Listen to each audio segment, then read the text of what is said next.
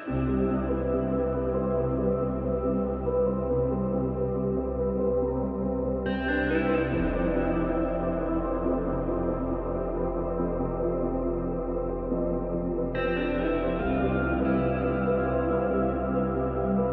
merci beaucoup pour cette invitation encore une fois. Je suis toujours très contente de participer à ces journées. Donc, il est prévu que je vous parle de l'IVG et contraception du Covid, au temps du Covid. C'est vrai, quand on a décidé cette intervention, on se disait qu'on serait peut-être après Covid, mais voilà, nous sommes toujours dans le Covid. Donc, mais il faut quand même réfléchir à des jours meilleurs qui viendront. Et en fait, l'idée étant que cette pandémie a modifié considérablement nos habitudes dans nos pratiques, en les allégeant parfois, en les simplifiant. Elle a permis de voir qu'on pouvait parfois faire des choses qui étaient peut-être plus simples. Et l'idée étant de savoir ce qu'on va pouvoir pérenniser par la suite et ce qu'on va pouvoir garder, au moins qu'il y ait quelques bonnes choses après cette catastrophe qui nous est quand même tombée dessus. Alors, un des outils qui a été très utile, évidemment, pour alléger au cours du premier confinement, nous allons voir que si c'est encore possible de le faire maintenant, ça a été l'ouverture large de la télémédecine. C'est vrai que nous sommes peut-être un petit peu en retard par rapport à certains pays où la télémédecine est beaucoup, beaucoup utilisée, même s'il a été défini par l'assurance maladie en 2004. Il a fallu attendre 2014 que des expérimentations de financement dérogatoire soit proposé mais uniquement dans le cadre de suivi de certaines pathologies. C'est-à-dire, l'idée, c'était que cette télémédecine ne pouvait être que dans des suivis, en particulier des maladies chroniques, l'hypertension, le diabète, mais pas pour initier des traitements et pas pour voir des patients pour la première fois. Finalement, après ces expérimentations, en 2017, la sécurité sociale, l'article 54 a fait basculer le financement de la télémédecine dans le droit commun de la sécurité sociale, puis en 2019 l'a étendu à d'autres professionnels de santé, mais pour l'instant, ça reste effectivement encore une pratique assez peu utilisée. Alors, ce qu'a fait la loi d'urgence en mars 2020, c'est qu'elle autorise plus largement la télémédecine dans toutes les spécialités et quelles qu'en soient les conditions. C'est-à-dire, c'est plus le suivi, ça peut aussi être des patientes qu'on voit pour la première fois. Elle était définie comme étant recommandée mais non obligatoire et prise en charge à 100%, a priori jusqu'au 30 décembre 2020, mais là, ça a été réactivé il y a 2 jours, là, lors de la nouvelle loi d'urgence qui a été votée, mais il faut voir jusqu'à quand, parce qu'effectivement, tous les arrêtés ne sont pas encore passés. Donc, cette télémédecine a effectivement modifié beaucoup nos pratiques. Un certain nombre d'entre nous, presque tout le monde peut-être, s'est mis à faire de la télémédecine. Donc, voilà, et c'est une pratique qui est intéressante. Alors, je vais d'abord voir la contraception, puis ensuite l'IVG. Sur le plan de la contraception, comment a-t-on simplifié? Comment peut-on simplifier? Comment peut-on garder un certain nombre de choses? Eh bien, un des éléments, c'est réfléchir effectivement à moins de consultations présentielles, que ce soit pour l'initiation comme pour le suivi d'une contraception. Alors, c'est vrai qu'on peut penser qu'en téléconsultation, la télémédecine est parfaitement adaptée à une discussion autour du choix de la contraception, sa tolérance, les contre-indications, évidemment la discussion autour d'un éventuel changement, le suivi ou la proclamation de la pose d'un DIU ou d'un implant. Tout ça peut se faire effectivement à peu près dans les mêmes conditions qu'une consultation en présentiel. La question, c'est quels sont les gestes indispensables et les gestes non indispensables. L'examen, eh bien, ce qui n'est pas indispensable, qui a été défini déjà depuis un certain nombre d'années, d'abord par les guidelines américains en 2014, mais aussi par les recommandations de bonne pratique de la contraception par le collège en 2019, c'est l'examen gynécologique qui, donc, en l'absence de signe d'appel et hors nécessité évidemment de faire un frottis, est absolument indispensable, aussi bien pour l'instauration ou le suivi d'une contraception. Par contre, geste indispensable, c'est lors de la prescription de contraception œstroprogestative, la prise de tension artérielle. Mais c'est vrai que ça, c'est un des éléments qu'on a pu faire dans la mesure où ça peut être réalisé, par exemple, par un pharmacien, une pharmacienne, au moment de la délivrance du produit, en précisant à délivrer sous réserve d'une tension artérielle normale. C'est également, on peut également proposer de faire réaliser, comme ça se fait par exemple dans le suivi de l'hypertension, par une automesure à domicile. C'est pas bien compliqué souvent de trouver un tensiomètre.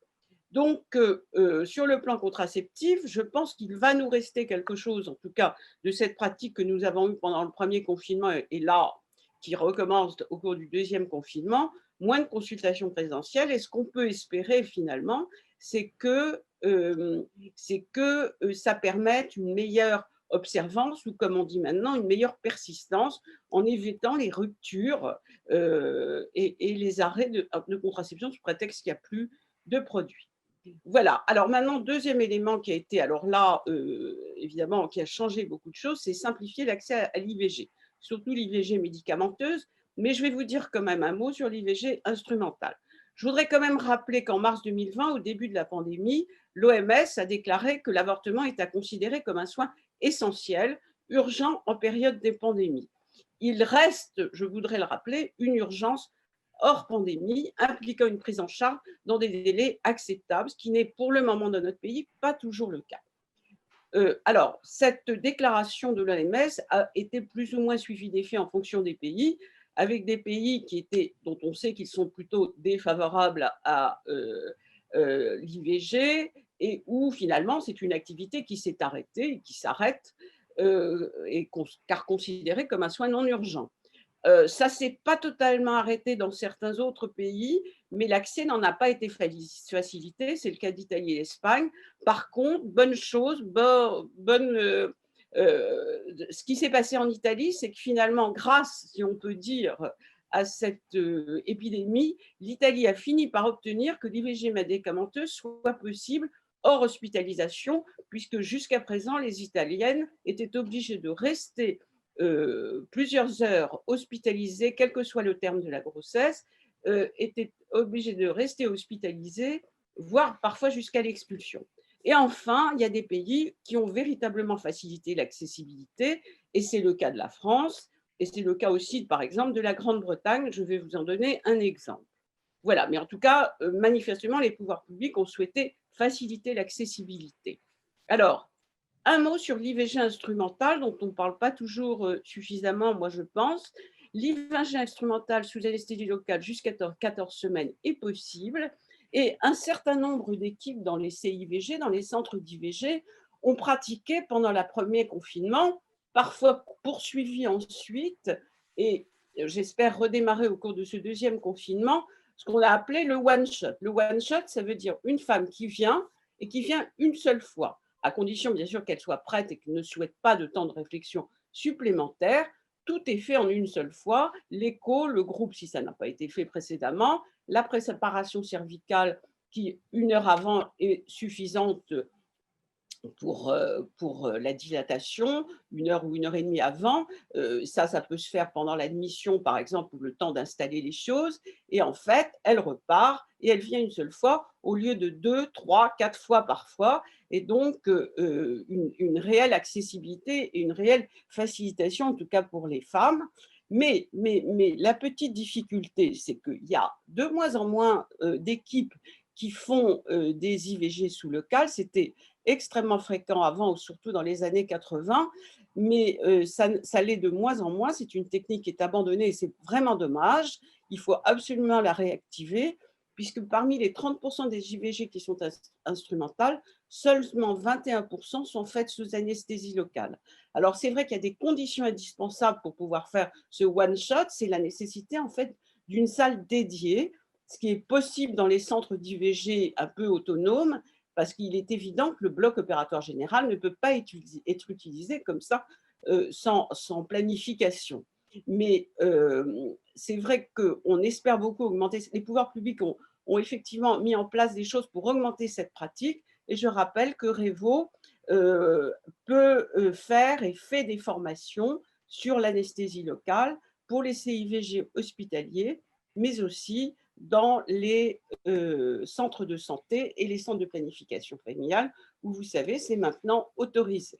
Alors, IVG médicamenteuse, c'est là où il y a eu évidemment les plus grands changements, puisque, et les plus grandes pratiques si différentes par rapport à ce qu'on avait d'habitude, c'est les mesures dérogatoires pour l'IVG médicamenteuse qui ont été décidées en période d'état d'urgence sanitaire. Ça a été décidé en avril, mise en place de ces mesures comprenaient deux éléments. Le premier, c'était l'extension du délai jusqu'à 9 semaines en ville, et le deuxième, c'était la possibilité que l'ensemble des consultations nécessaires à l'IVG médicamenteuse pouvaient être faites sous forme de téléconsultation, si la femme le souhaite et le praticien l'estime possible, et les médicaments délivrés directement à la pharmacie. Alors voilà, nous avons fait pendant le premier confinement un certain nombre d'IVG dans ces conditions, avec beaucoup de satisfaction, et de la part des femmes et de la part et de notre part aussi. C'est vrai qu'à la sortie de l'état d'urgence en juillet, ces mesures dérogatoires n'ont plus été applicables. Là, en réactivation des mesures obligatoires, des mesures dérogatoires pour l'IVG, j'ai mis un point d'interrogation parce que pour le moment, nous n'avons pas encore les éléments pour pouvoir vous dire, je ne sais pas encore, si effectivement ces mesures dérogatoires vont être réactivées ou pas. En tout cas, ce n'est pas dans les premiers arrêtés qui sont sortis avant-hier. Donc, on attend pour le moment de savoir si on va pouvoir refaire effectivement ce qu'on a fait pendant le premier confinement. Alors, l'argumentaire pour le 9 semaines, pour élargir de 7 à 9 semaines d'aménorrhée en ville, c'est effectivement que nous avons pléthore de littérature sur la question. Disons que le taux d'efficacité, le taux de complication est quasi identique avant 7 semaines et entre 7 et 9. Il y a une très bonne acceptabilité. Il y a une méta-analyse qui vient de sortir qui le montre et qui montre que les femmes sont très contentes d'autogérer leur avortement seul, même jusqu'à 12 semaines. Alors, on ne va pas jusque-là, là, on reste pour l'instant sur 9 semaines. Évidemment, des protocoles sont différents. C'est des protocoles que nous avions établis lors de l'établissement des recommandations de bonne pratique par le collège en 2016. Et en cours, il y a un groupe de travail qui va se constituer à la HAS pour effectivement établir des recommandations entre 7 et 9 semaines en ville. Alors, voilà ce qui est paru, ce que l'HAS a fait paraître, ainsi que le collège, en association avec le collège des gynécologues obstétriciens, en avril, au moment donc du passage de ces mesures dérogatoires, avec, comme vous le voyez, des protocoles qui sont les protocoles scientifiquement validés, 200 mg de mifepristone, suivi 24 à 48 heures plus tard de 800 microgrammes de misoprostol par voie orale, sublinguale ou jugale. Je rappelle quand même que la voie sublinguale et jugale semble être plus efficace que la voie orale, où on reste aux 600 mg, et on ne va pas rentrer dans ce débat, suivi là aussi toujours de 800 microgrammes. Il est évident que si on augmente un peu le terme, il faut augmenter la dose de prostaglandine. Voilà. Et puis évidemment, ne pas oublier de prendre en charge la douleur et de faire les prescriptions adéquates. Alors, pour aller plus loin, même si pour le moment on en est à 9 semaines, je voudrais rappeler que l'OMS a établi que le processus d'avortement médicamenteux peut être autogéré jusqu'à 12 semaines de grossesse, avec notamment la possibilité de prendre des médicaments à la maison sans supervision directe d'un professionnel de la santé. Donc, quand on va jusqu'à 9 semaines, bon, on a une marge de manœuvre, évidemment, à condition que la femme dispose de sources d'information et ait accès aux prestataires dans des bonnes conditions, ce qui est en fait dans notre pays tout à fait possible. Les urgences sont quand même en général pas très loin. Alors, deuxième élément, c'est effectivement l'IVG médicamenteuse et la téléconsultation. Je rappelle que les modalités de l'IVG médicamenteuse restent inchangées, évidemment, en termes de confidentialité, de gratuité, y compris pour les jeunes filles mineures. Donc, en téléconsultation, ça se passe qu'en présentiel. C'est théoriquement ces 4 téléconsultations qui, dans la majorité des cas, sont réduites à 1, 2, 3 selon les pratiques de chacun, avec une tarification en ville qui est donc que la partie consultation, puisqu'on va voir que les médicaments sont achetés, sont délivrés par le pharmacien de ville. Donc ça reste la tarification de la première partie du forfait. Voilà. Par contre, en ce qui concerne la délivrance des médicaments, ça c'est la grande nouveauté, effectivement, c'est chez le pharmacien d'officine. Le médecin ou la sage-femme envoie l'ordonnance au pharmacien par voie dématérialisée. La femme a désigné a priori une officine de son choix et évidemment, il n'y a pas d'avance de frais. Le pharmacien se fait rembourser le forfait médicaments directement par l'assurance maladie.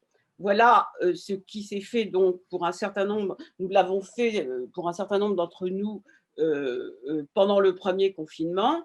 Je ne sais pas si ça va être réactivé maintenant, ou en tout cas si on va réfléchir à la possibilité de pérenniser ce système qui pourrait être un bon système quand même pour un certain nombre de femmes.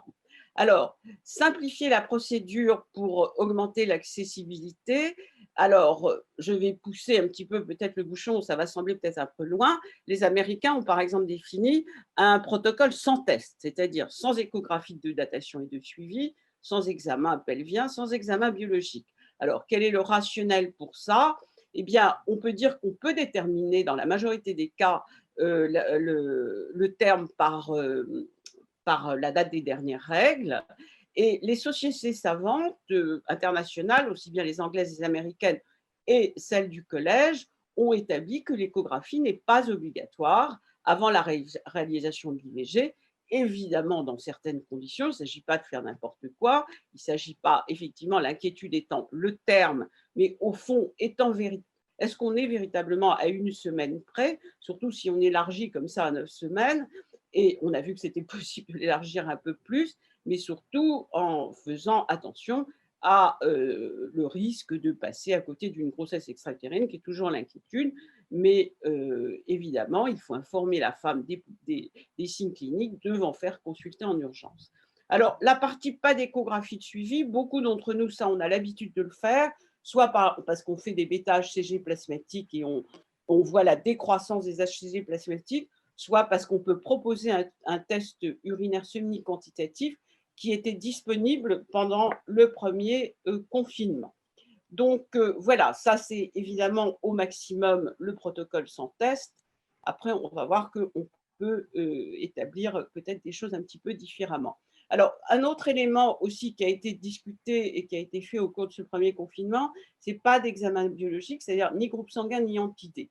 Alors, c'est vrai que c'était discuté depuis un petit moment parce que le risque d'immunisation lors d'une IVG médicamenteuse moins de 9 semaines, moins de 9 semaines est théorique et la prophylaxie en serait inutile. Il commence à y avoir, il y a eu déjà depuis longtemps des articles montrant que effectivement ça semblait inutile. Et là, il y a des articles relativement récents qui confirment effectivement l'inutilité. Pour le moment, donc, ça fait partie toujours du temps obligatoire, mais on peut réfléchir aussi à ça. Voilà. Et puis, un autre élément pour lequel peut-être un certain nombre d'entre nous faisaient déjà, c'est la prise des 2 médicaments à un moment adapté à l'emploi du temps de la femme et pas devant le médecin. C'est vrai qu'en téléconsultation, ça peut paraître un peu abscon, un peu bizarre quand même de voir les femmes, de demander aux femmes d'avaler les comprimés, c'est-à-dire de les faire revenir après le pharmacien pour qu'elles puissent avaler le comprimé devant l'écran. Là, ça deviendrait carrément, me semble-t-il, surréaliste. Et c'est vrai que toutes les recommandations, en particulier celles du collège de 2007, ont bien dit qu'il n'y a pas nécessité de faire prendre ni la mifepristone, ni bien sûr le misoprostol devant le professionnel de santé. Donc là, c'est des choses qu'on peut facilement mettre en place. Alors, je voudrais vous montrer l'exemple de la Grande-Bretagne qui, lors du premier confinement en avril-mai, a mis en place très rapidement, mais peut-être parce qu'elle l'avait déjà en partie fait auparavant, les consultations par téléphone et vidéo. Et là, ils ont carrément envoyé les médicaments par la poste. C'est un protocole sans test, donc celui dont je viens de vous parler, le protocole américain, quand c'était cliniquement possible, quand il n'y avait pas de risque particulier, où les conditions étaient bien réunies pour que ça soit bien dans la sécurité. Et ils ont fait pendant cette période-là 8300 avortements, donc 85% de toutes les IVG, faites par cette association qui s'appelle BPAS et qui a des cliniques d'avortement. Et le résultat que m'a envoyé Anne Furedi, que je remercie, c'était que 97% des femmes étaient satisfaites, très satisfaites, quand elles étaient réappelées 2 à 3 semaines après la prise des médicaments, que 75% opteraient pour la téléconsultation et l'envoi par la poste si elles devaient refaire une IVG, et 60% considèrent que cette option en a facilité l'accès. Alors, conséquence tout à fait intéressante, c'est une prise en charge évidemment plus rapide, qui était passée de 8 jours auparavant à 1 jour, parfois le jour même, et évidemment, conséquence de ça, des termes plus précoces, puisqu'ils sont passés de 8,1 semaines d'aménorrhée à 6,8. Donc, un bénéfice pour les femmes des IVG plus précocement faites. Alors, je rajoute également ce qui avait été fait bien avant la période, enfin avant la période Covid, c'est-à-dire des études qui rapportaient un taux d'événements indésirables, de succès de la méthode et de perdu de vue identiques à celles rapportées dans les études avec consultation présentielle. C'est des études qui ont été faites aux États-Unis, mais dans d'autres pays, et également qui ont rapporté ce qu'a fait Rebecca Gompert avec une association que vous connaissez peut-être qui s'appelle Women on Web et qui fournit effectivement un avortement médicamenteux aux femmes qui sont dans des pays où l'avortement est interdit et où l'accessibilité n'est pas bonne. On l'a fait d'ailleurs au cours des derniers mois en France également, et on s'est aperçu qu'il y avait un véritable besoin à ce niveau-là également, et que même en France, on avait parfois du mal à trouver facilement la possibilité d'une IVG médicamenteuse, d'une IVG précoce. Alors, évidemment, après, on peut extrapoler et envisager des modèles possibles d'accès à l'IVG médicamenteuse jusqu'à 9 semaines après Covid, avec des modèles qui peuvent aller du modèle le plus classique en présentiel au no-test si les conditions sont favorables et si on a toutes les conditions pour que ça soit bien sécure, et puis ce qui va probablement trouver le plus d'adeptes, des modèles intermédiaires avec de la téléconsultation, peut-être des échos et des examens laboratoires faits près du domicile, et en tout cas, ce qui est possible évidemment maintenant, un suivi par téléphone ou vidéo, soit avec le test urinaire quantitatif, soit avec l'HCG plasmatique. Donc là, il y a des modèles progressifs, si je puis dire, et où chacun probablement y trouvera ce qu'il a envie d'y trouver. Voilà. Alors, pour terminer, je dirais, finalement, pendant cette période Covid, où nous sommes toujours, je le rappelle, ainsi, il faut dire qu'en simplifiant l'accès à la contraception, ainsi Daniel, pardonne-nous, c'est passionnant, mais ton temps de parole est un tout petit peu écoulé. Alors, j'ai fini. Donc, voilà. Donc, parcours de soins, nous sortons parfois de l'AMM, mais pas des recommandations nationales et internationales, dont sécurité. Télémédecine IVG, ça pourrait atténuer les disparités géographiques et pallierait à l'hétérogénéité des offres des offres de soins, permettrait une prise en charge plus rapide, faciliterait pour les femmes les déplacements et une meilleure organisation par rapport au travail à la famille, et ça permet de mieux préserver la confidentialité. Une pratique exceptionnelle, c'est ma dernière diapo, hein, Joël, une pratique exceptionnelle en période d'urgence avec des aménagements pourrait devenir une norme à choix multiples. La télémédecine, ça n'implique pas l'absence et la disparition des professionnels, et pas non plus l'abandon des femmes, à condition de garder un interlocuteur si et quand elles le veulent. Et ça rentre un peu dans le cadre des individus et des femmes en particulier, qui sont prêts à faire un pas de plus vers l'autogestion de la santé, telle que préconisée par l'OMS. Merci. Merci Daniel, c'est une communication très innovante, hein, et merci d'avoir donné ces recettes aussi bien en contraception qu'en IVG. Est-ce que Madame Ella Chedli de Tunisie, qui est ma co-modératrice, est-ce qu'elle peut animer la discussion? Sinon, je ne suis pas sûre qu'elle nous ait rejoint. Je n'ai pas retrouvé son nom. Bon. Alors, dans les questions, bon, c'était vraiment très très bien, Daniel. C'est vrai que ça a été un problème, qu'il a fallu qu'on se batte dans les hôpitaux en particulier avec nos directions. Que là, il faut dire qu'on a des recommandations de l'ARS, et ça c'est sympathique, qui viennent de sortir, qui nous disent il faut vraiment qu'il n'y ait pas d'arrêt, ni pour le planning, ni pour l'AMP, pourvu que ça dure. On te demande en particulier, est-ce que pour le pharmacien, comment se fait le paiement, mais tu as déjà répondu, il n'y a pas de souci. pour le pharmacien, je n'ai pas entendu ta Comment question. se fait le paiement puisque la patiente va directement voir le pharmacien? Alors, elle ne paye pas. Moi, j'ai téléphoné à plusieurs reprises au pharmacien parce qu'il y avait un vrai doute là-dessus. Le pharmacien se fait payer directement par le centre de sécurité sociale. Il y a un pharmacien qui a voulu faire payer la dame, donc je lui ai téléphoné, il a rendu l'argent.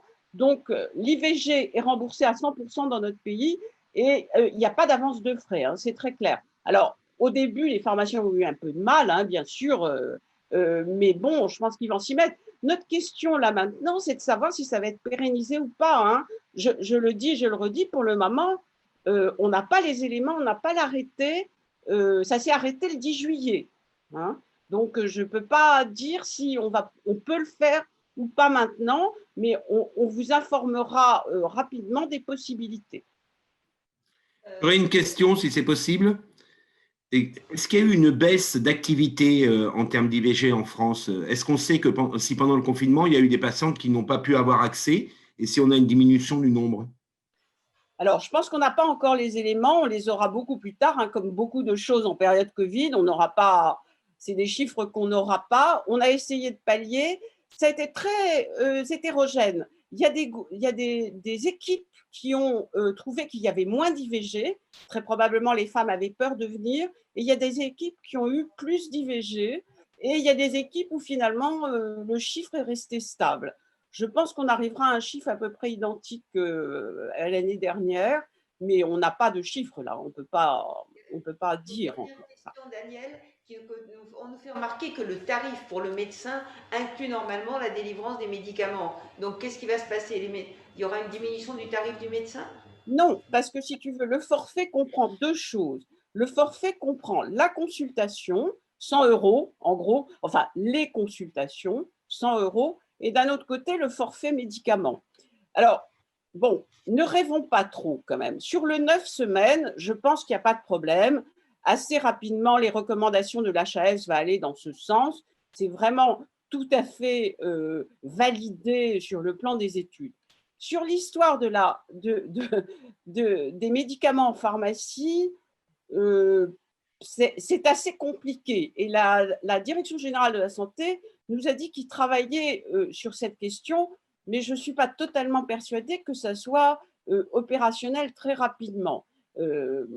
Donc, voilà. Mais en tout cas, comme il y a un forfait médicaments et un forfait consultation, eh bien, le pharmacien, ça sera le forfait médicaments et les médecins, le forfait consultation, donc 100 €. Au niveau de la contraception, il faut être beaucoup plus libéral et privilégier dans la mesure du possible, quand c'est difficile, la contraception progestative et notamment les pilules progestatives. Quand on ne peut pas faire autrement, ça peut nous aider à résoudre plusieurs problèmes étant donné la crise de pandémie que nous avons actuellement. Merci beaucoup, Daniel. Merci. Et à l'année prochaine. Voilà. Alors maintenant, j'ai plaisir d'introduire le deuxième orateur qui est Christian Fiala. Alors Christian Fiala est un ami. D'autre part, il est gynécologue obstétricien, il habite à Vienne, c'est un Autrichien, il est polyglotte, comme vous allez l'entendre, il va parler en français. Alors, deux petites choses sur lui. Il a créé et dirige le seul musée international de contraception que vous pouvez visiter à Vienne quand vous en aurez l'opportunité. Et d'autre part, c'est le webmaster de l'International Consortium for Male Contraception que nous avons créé et qu'il dirige au niveau du webmaster d'une manière de main de maître. Christian, tu as la parole pour nous parler de ce sujet qui te pose un problème et à nous aussi. Bonne couverture contraceptive, mais prévalence des IVG en augmentation. Comment gérer ce paradoxe? On t'écoute avec plaisir.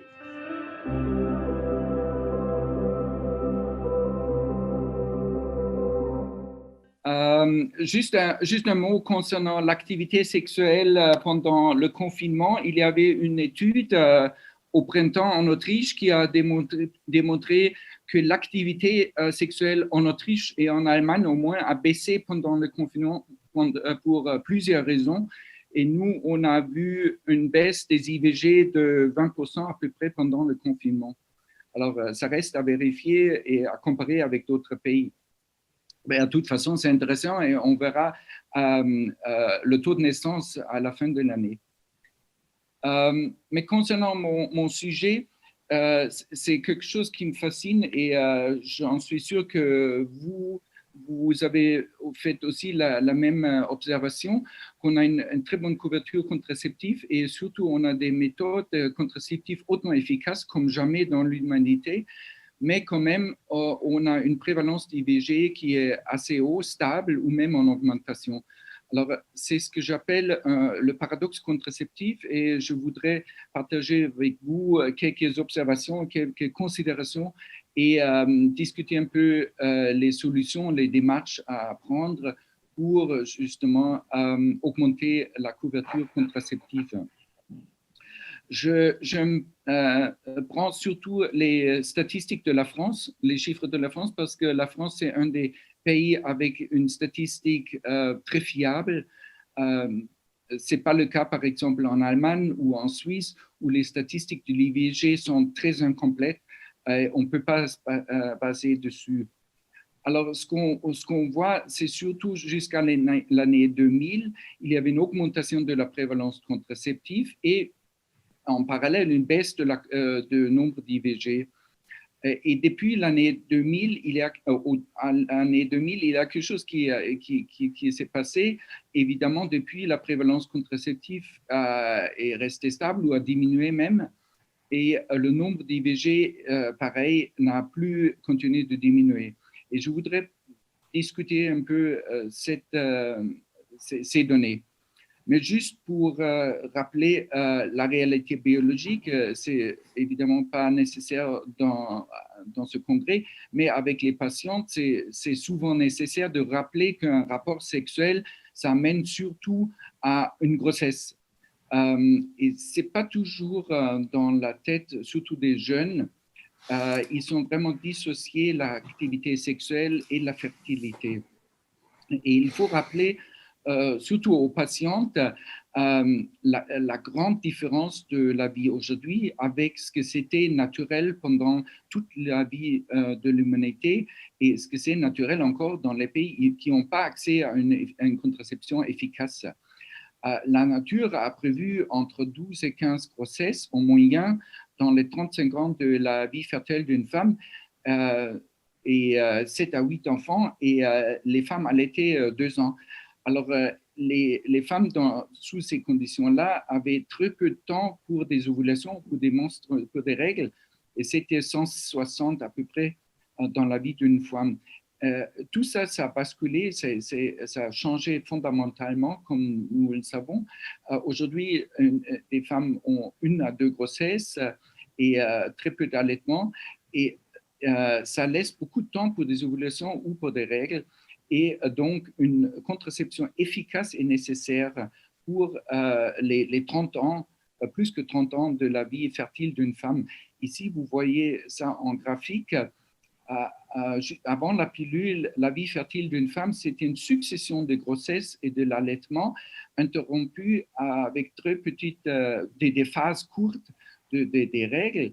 Et tout ça a changé fondamentalement. Aujourd'hui, la vie fertile d'une femme, c'est une succession des règles interrompues d'une ou 2 grossesses et à très courte période d'allaitement. Et donc, on se trouve dans ce phénomène nouveau qu'une femme a besoin d'une contraception efficace pendant 30 ans ou plus que 30 ans de sa vie fertile.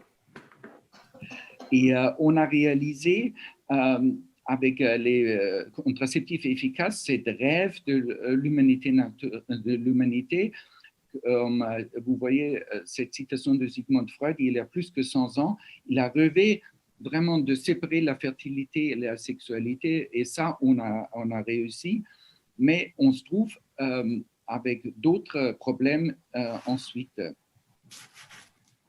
Et je voudrais parler un peu de la perception de la fertilité justement avant l'année 2000. La consultation contraceptive consistait surtout à faire passer l'information. Comme vous voyez ici, dans une publicité de la société allemande qui produisait la première pile dans les années 60, les couples étaient très intéressés d'apprendre les détails, comment se protéger. Alors, il n'y avait pas d'Internet et c'était difficile pour les gens de s'informer. La sexualité était un tabou très fort et d'aller dans un planning familial était aussi un effort, mais les gens étaient très intéressés. Les femmes savaient à cette époque-là, les dernières décennies après l'introduction de la pile, les femmes savaient ce que c'était la fertilité naturelle, donc elles étaient très motivées de se protéger. Et en conséquence, il suffisait d'expliquer les méthodes aux femmes ou aux couples. Et évidemment, ils l'utilisaient parce qu'ils étaient très motivés de se protéger de la fertilité naturelle. Et la conséquence, comme vous le savez, c'est une chute de la fertilité.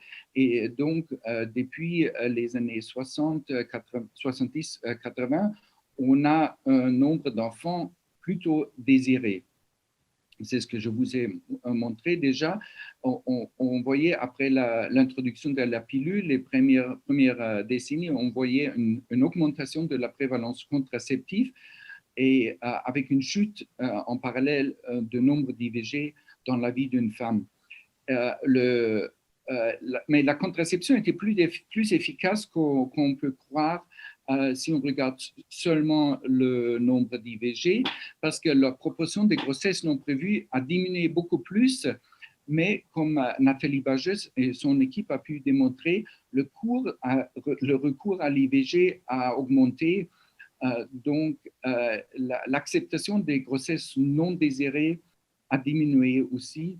Donc, tout ça, c'était ensuite la conséquence de l'introduction des moyens contraceptifs hautement efficaces. Et tout ça a changé fondamentalement autour de l'année 2000. C'est à peu près. Depuis l'année 2000, tout le monde a l'accès à l'Internet. Donc, tout le monde a accès aussi à toute information à tout moment. Donc, on n'a plus besoin d'aller au planning familial pour s'informer. Les tabous autour de la sexualité ont diminué aussi, heureusement. Donc, on n'a plus besoin d'aller quelque part ou d'écouter quelqu'un simplement pour s'informer.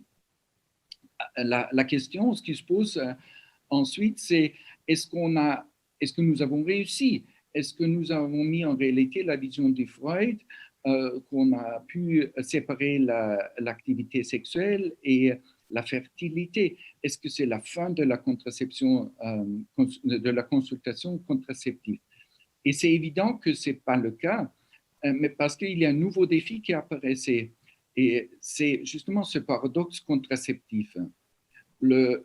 Ici, vous voyez encore le taux des IVG en France qui est plutôt stable ou a même augmenté pendant certaines périodes. Mais ce n'est pas qu'en France, on trouve le même phénomène en Suède, en Angleterre, d'autres pays avec des statistiques assez fiables. Et on observe le même phénomène dans d'autres pays avec des statistiques moins fiables. Et vous vous souvenez probablement aussi de cette peur des hormones, pill scare en anglais. Je l'appelle pill scare 2.0. En France, ça a diminué la prévalence de la contraception efficace considérablement. Et on a pu observer le même phénomène dans d'autres pays. Ici, vous voyez un sondage qu'on a fait en Autriche avec plusieurs années et on a pu démontrer une diminution significative de la contraception efficace hormonale qui n'était pas compensée par la contraception efficace non hormonale. C'est-à-dire les stérilés cuivre ont augmenté un peu, mais ils n'ont pas pu rattraper la diminution de la contraception efficace hormonale. Et tout ça, évidemment, nous le savons, c'est basé sur cette peur des hormones qu'on trouve pratiquement dans tous les pays. Et nous avons fait des études un peu plus approfondies pour mieux comprendre la décision de la contraception et les considérations derrière la décision d'un moyen contraceptif. Et un résultat qu'on a trouvé, c'est la priorité que les femmes donnent à leur contraception. Et c'est très bien que, encore pour la majorité des femmes, 55%, l'efficacité de la contraception, c'est la priorité, mais à la fois 45% des femmes en Autriche ne veulent pas interférer avec leur corps, par exemple en prenant des hormones. Alors, 45% des femmes veulent réduire le nombre des enfants, évidemment, mais sans interférer avec leur corps. Et évidemment, c'est une petite contradiction et ce qui explique en partie l'augmentation des grossesses non désirées. Et l'effet de cette considération, c'est une bonne partie des femmes essayent d'éviter les méthodes hormonales à cause de peur des effets secondaires. Vous voyez ici, 37% des femmes en Autriche évitent des méthodes hormonales parce qu'elles ont peur des effets secondaires. Est-ce que c'est un autre résultat qui est très inquiétant? Ceux qui s'en servent des méthodes non hormonales, dites les méthodes naturelles, le coitus interrompu ou les préservatifs, et eux, ces gens-là, les femmes comme les hommes, ont la perception individuelle d'utiliser une méthode assez efficace. Et ça, c'est vraiment un grand problème. Vous voyez ici les femmes qui utilisent les méthodes naturelles. Pour la grande partie, elles croient que la méthode est assez efficace. Même le coitus interrompu, presque la moitié pense que c'est efficace. Et c'est pareil pour les hommes qui s'en servent des préservatifs, pratiquement tous croient que c'est efficace, même qu'on sait que c'est une méthode moyennement efficace. Et on a posé une autre question qui était vraiment très, très intéressante, qui explique un peu le problème au fond. On a demandé les femmes qu'est-ce qu'elles croient, quel nombre d'enfants une femme va avoir dans toute sa vie sans accès à la contraception. Alors, et ici, vous voyez le résultat plutôt choquant, que 20% des femmes de la population générale en Autriche croient que 0 à 3 enfants dans la vie d'une femme est normal et naturel sans contraception. Et 41% croient que 4 à 7 enfants seraient normaux sans contraception. Et c'est juste une petite minorité de 15% des femmes qui a estimé correctement que 12 à 15 grossesses, c'est normal. Et même les femmes ayant une IVG n'ont pratiquement pas changé, elles n'ont pas vraiment mieux compris la brutalité de la fertilité naturelle. Et donc, évidemment, si la grande majorité des femmes ne se croient pas en risque de tomber enceinte, et il leur manque la motivation de se protéger. Et c'est ça le grand problème qu'on trouve aujourd'hui, c'est la perception de la fertilité. Les jeunes gens sont relativement bien informés sur les méthodes existantes, mais ils ne savent plus pourquoi ils devraient les utiliser. Il leur manque la perception de la nécessité de se protéger à chaque rapport pendant les 35 ans de la vie fertile d'une femme. Et c'est en rouge que vous voyez ici, plus que 30 ans, c'est vraiment une période très, très longue qui nécessite une protection efficace et permanente. Alors, la question se pose, comment peut-on travailler sur la perception? Parce que jusqu'à l'année 2000, nous travaillons sur l'information. On a fait passer l'information. Maintenant, il faudrait que nous travaillions sur la perception de la fertilité.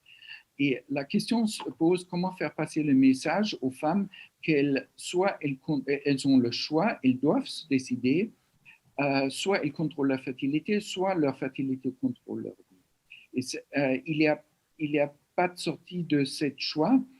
Et, et c'est beaucoup plus difficile que de faire passer l'information, je dirais, mécanique. Les premières générations, après l'introduction de la pilule, elles savaient encore ce que c'était. Elles avaient cette expérience émotionnelle de la fertilité naturelle. Les jeunes gens n'ont plus cette expérience émotionnelle. La question, c'est comment peut-on faire passer cette expérience?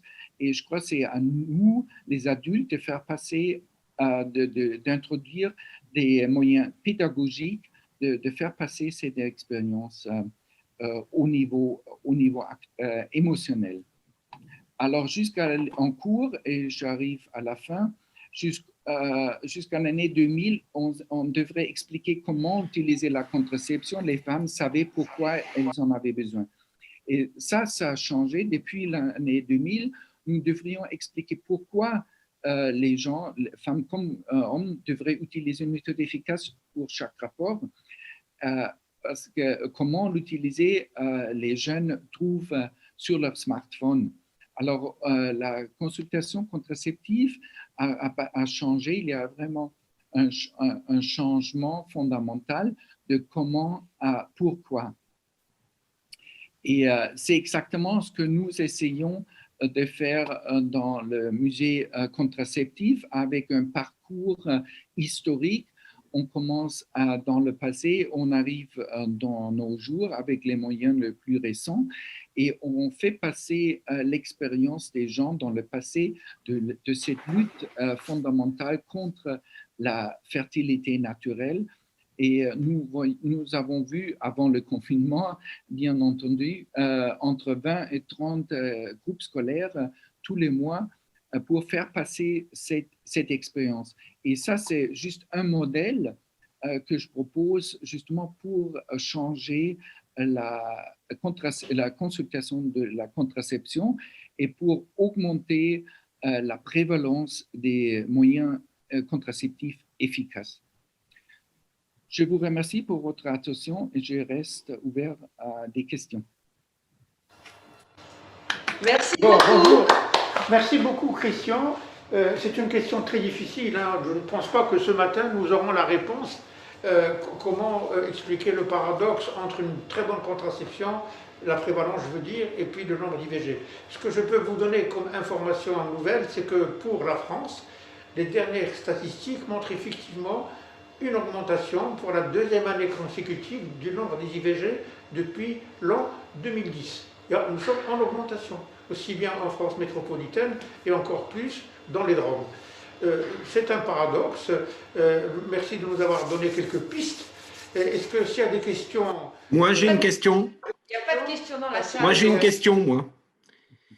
Christian, est-ce que tu ne penses pas qu'avant d'expliquer le pourquoi de prendre la contraception et comment ça marche, il faudrait déjà se poser la question de l'information des jeunes femmes et des jeunes hommes sur finalement la reproduction? Parce que je suis frappé, moi, en consultation, quand on les interroge quelquefois sur la période fertile, d'entendre des choses qui sont hallucinantes et on a l'impression qu'il n'y a plus du tout d'informations de ce côté-là sur même la physiologie de la reproduction, c'est-à-dire quand est-ce qu'on a une phase de fertilité, quand est-ce qu'on est potentiellement fertile chaque mois, etc.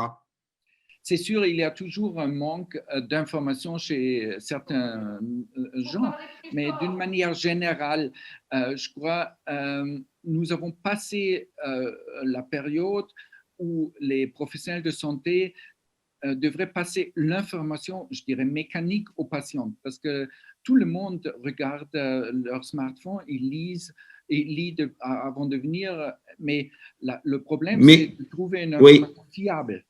Et... Trop d'informations tue l'information, et ce n'est pas parce qu'on en a beaucoup sur le smartphone et sur Internet qu'on a mieux compris comment fonctionner. Hein. Ça c'est vrai. Alors, on devrait travailler plutôt de mettre l'information fiable sur Internet au lieu d'expliquer à chaque individu les données. Mais ce que j'ai trouvé étonnant, et nous étions tous surpris de cette fausse estimation de la force de la fertilité naturelle. Et les jeunes gens, ils se croient vraiment ne pas à risque. C'est un peu comme vous rentrez dans une voiture et vous ne mettez pas la ceinture parce que vous croyez que vous êtes le meilleur conducteur du monde. Donc, vous ne voyez pas la nécessité de mettre la ceinture. Et c'est un peu comme ça que les jeunes, ils vivent leur vie sexuelle, mais ils ne se croient pas en risque de tomber enceinte ou de faire une grossesse non désirée. Et mais tu sais, aujourd'hui, on ne met pas le masque parce que le Covid, ça arrive aux autres. Exactement ça. Oui, c'est un peu ça. Mais les grossesses non désirées, ça arrive tous les jours. Et c'est étonnant, même les femmes qui viennent pour une IVG, elles n'ont pas cette perception d'être en risque pour une nouvelle grossesse non désirée. Alors, ce que je propose, c'est qu'on travaille plutôt sur la perception de cette force incroyable de la fertilité naturelle et donc le besoin de se protéger. Et après, les gens vont être motivés. Une fois les gens sont motivés de se protéger, elles vont être beaucoup plus ouverts de s'informer ou de chercher l'information fiable. Oui, je pense pour conclure qu'il a tout à fait raison, je parle de Philippe Merviel, d'insister sur la mésinformation ou la non-information complètement sur le processus de fertilité de nos patientes. Parce que la contraception, on peut donner des informations, mais tout ce qui s'est passé avant, eh bien, ça dépend de chacune. Et là, il y a une lacune. C'est une piste, je trouve que ton idée est intéressante, mais les moyens de communication modernes ne nous aideront pas beaucoup et quelquefois ils nous gênent. Les femmes viennent déjà bien informées ou mal informées ou informées à leur manière, parce qu'ils ont tout lu sur Internet et ils sont devant nous. Ce n'est pas obligatoirement une très bonne manière de faire, enfin d'espérer diminuer le nombre d'IVG, je pense. En tous les cas, voilà, il faut jouer avec, améliorer les moyens peut-être modernes, mais augmenter notre politique d'information sur la fertilité, la reproduction en général. C'est une piste intéressante pour ma part. Mais tu sais, David, c'est la même chose qu'on voit quand les femmes arrivent en disant « je ne savais pas que ma fertilité diminuait pour être enceinte ». Voilà. C'est exactement la même chose. Bon. Alors, en tous les cas, merci beaucoup. Est-ce que Ella Chely est là? Est-ce qu'elle peut prendre la parole? Non. Et là, je ne comprends pas, je suis allée la chercher dans l'autre atelier, il y a un gag, apparemment. Parce que alors maintenant, c'est toi qui m'introduis pour... Alors donc, je vais avoir le plaisir de donner la parole à David Sarfati sur la contraception du syndrome de Lynch. David, c'est à toi. Bon.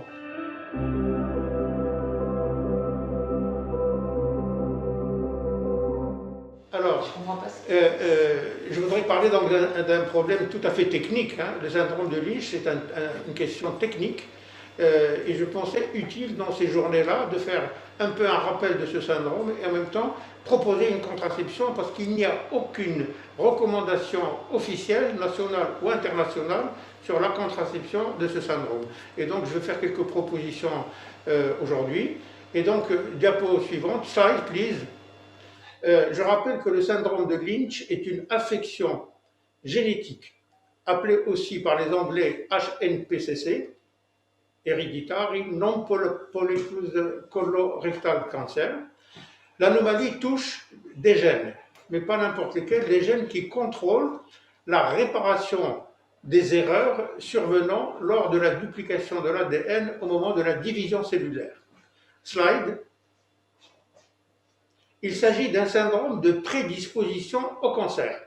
Cancer colorectal, cancer de l'endomètre, cancer de l'ovaire, cancer de l'estomac, cancer cutané, de transmission autosomique dominante, caractérisée au plan moléculaire par la présence d'une mutation constitutionnelle sur un des gènes du système MMR, c'est-à-dire c'est un système qui répare, un système de réparation du mésapparentement de l'ADN. Et les gènes concernés sont MLH1, PMS2, MSH2, MSH6, ou bien du gène EpCAM, promoteur du gène MSH2. C'est important de connaître ces gènes parce que vous allez voir que les risques des différents cancers ne sont pas les mêmes selon le gène considéré. Alors, pour maintenant revenir de manière pratique à ce syndrome de Lynch. on peut dire qu'environ 5% des cancers colorectaux surviennent dans un contexte de prédisposition héréditaire au cancer. Le syndrome de Lynch est le plus fréquent des syndromes de prédisposition au cancer colorectal et est aussi associé à un surrisque de développement d'autres cancers, notamment cancer de l'endomètre et cancer de l'ovaire, pourquoi il mérite de figurer dans un congrès de gynécologie comme celui-ci. Alors, on soupçonne, sur le plan pratique, un syndrome de Lynch lorsqu'on diagnostique un cancer colorectal chez une personne plus jeune que l'âge habituel qui est celui de 50 ans. Donc, un cancer du côlon avant 50 ans devrait nous faire penser presque systématiquement au syndrome de Lynch. Ou bien lorsque certains de ses proches ont été atteints d'un cancer colorectal ou d'une autre tumeur du même syndrome à un jeune âge, mettons entre 40 et 50 ans. Ça, c'est sur le plan pratique. Diapositive.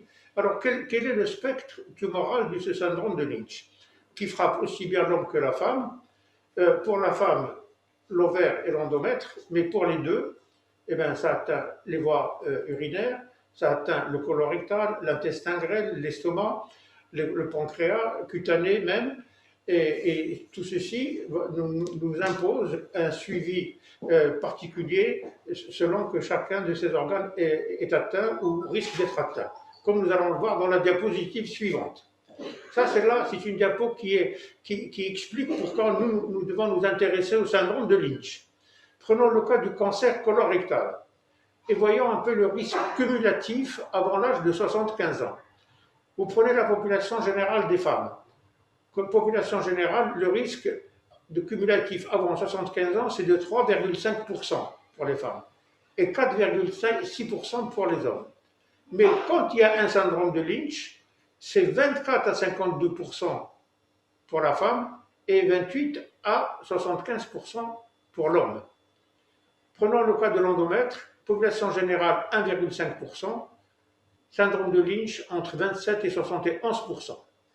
Cancer de l'estomac, de moins 1%, population générale à 2 à 13% dans le syndrome de Lynch. Le cancer de l'ovaire, qui nous préoccupe toujours, qui nous préoccupera toujours, nous gynécologues, population générale 1,3%, population du syndrome de Lynch, c'est 3 à 13%. Les voies urinaires, c'est moins de 1% dans la population générale, c'est 1 à 12% dans le syndrome de Lynch, et enfin, pour l'intestin grêle, on passe de moins 1% à 4,7%. Donc vous voyez l'importance de ce syndrome pour nous gynécologues en particulier. Diapositive, voilà.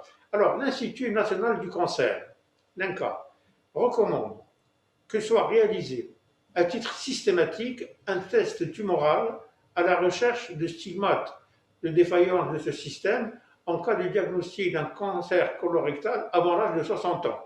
Donc, avant l'âge de 60 ans, il propose un test tumoral, ou bien d'un cancer de l'endomètre avant l'âge de 50 ans, ou, quel que soit l'âge, si un patient développe une de ces tumeurs dans un contexte d'antécédent personnel ou familial de cancer du spectre du syndrome de Lynch.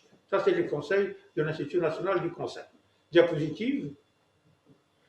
Et voilà justement la fréquence, le risque de développer un cancer du spectre du syndrome de Lynch en fonction du gène considéré. Et vous voyez que le gène MLH1 et MSH2, c'est pour nous une petite catastrophe en tant que gynécologue, puisque vous voyez la prévalence, le risque de cancer de l'endomètre, qui va de 34 à 51%, une femme sur deux quasiment, et le cancer de l'ovaire, une femme sur quatre. C'est considérable. Donc ça, ce sont les deux gènes dont nous devons nous méfier en particulier. Diapositive. Slide, please. Alors, en cas d'identification d'une mutation prédisposant au syndrome de Lynch, un suivi clinique et la mise en place de mesures de prévention sont recommandées, adaptées au risque estimé du cancer. Alors, nous avons des critères cliniques, on dit les critères d'Amsterdam ou les critères de Bethesda. Ils ont été validés afin d'identifier les patientes index devant se voir proposer une consultation d'oncogénétique. Alors, lesquelles? Diapositive suivante. Moi, je ne vais montrer que les recommandations de Bethesda, parce qu'elle est plus récente que l'autre, et puis parce qu'elle est plus sensible, peut-être un peu moins spécifique. Alors voilà ce qu'elle nous dit, cette recommandation. Quelqu'un qui a un cancer colorectal diagnostiqué avant l'âge de 50 ans, consultation oncogénétique. Cancer colorectal métachrone ou associé à un autre cancer appartenant au spectre du syndrome de Lynch, là aussi, oncogénétique. Cancer colorectal avec une histologie de type MS1 high, diagnostiqué avant l'âge de 60 ans, même chose. Cancer colorectal avec au moins un parent du premier degré avec un cancer appartenant au spectre du syndrome de Lynch, ou bien une des tumeurs diagnostiquées avant l'âge de 50 ans. Et enfin, dernière catégorie, un cancer colorectal, donc chez votre patient, avec au moins 2 parents du premier ou second degré, avec un cancer appartenant au spectre du syndrome de Lynch. On vous conseille de faire une consultation d'oncogénétique dans le but de chercher le gène responsable. Voilà quelques recommandations. Et donc maintenant, il y a des dépistages spécifiques, un dépistage gynécologique, un dépistage urothélial, un dépistage digestif. Mais déjà, parlons du dépistage gynécologique. Donc, vous avez quelqu'un qui a un syndrome de Lynch, examen gynécologique avec échographie et biopsie endométriale une fois par an, mais dès l'âge de 35 ans, dès l'âge de 35 ans. À partir de 45 ans, on peut parler d'une hystérectomie ou bien si à l'occasion en même temps de la chirurgie colique, ça dépend de l'âge aussi. Mais par contre, si le gène considéré est PMS2, là, le risque aussi bien de l'endomètre que de l'ovaire est faible. Donc ça, on peut discuter cette attitude forte. Pour la contraception, d'après les recommandations officielles proposées par le réseau francilien, contraception orale antigonadotrope, DIO olévonorgestrel et traitement hormonal substitutif possible. Et ça, je vais développer ça clairement dans un petit moment. Alors, au point de vue urothélial, donc, il faut une bandelette urinaire et cytologie urinaire une fois par an dès l'âge de 40 ans et une échographie vésico-rénale une fois par an dès l'âge de 40 ans si le gène est MSH2 ou bien s'il y a des antécédents familiaux de tumeurs urothéliales. Pour le digestif, une coloscopie, bien entendu systématique, à refaire tous les 2 ans si elle est normale et à refaire tous les ans s'il s'agit d'un adénome en plus. Une scopie de l'œsophage, de l'estomac et du duodénum avec biopsie à la recherche de l'Helicobacter pylori, à faire une fois tous les 4 ans dès l'âge de 20 à 25 ans et une fois tous les 2 ans s'il y a des anomalies familiaux de ce type. Et puis l'intestin grêle avec une IRM une fois tous les 2 ans s'il y a des antécédents de cancer du grêle.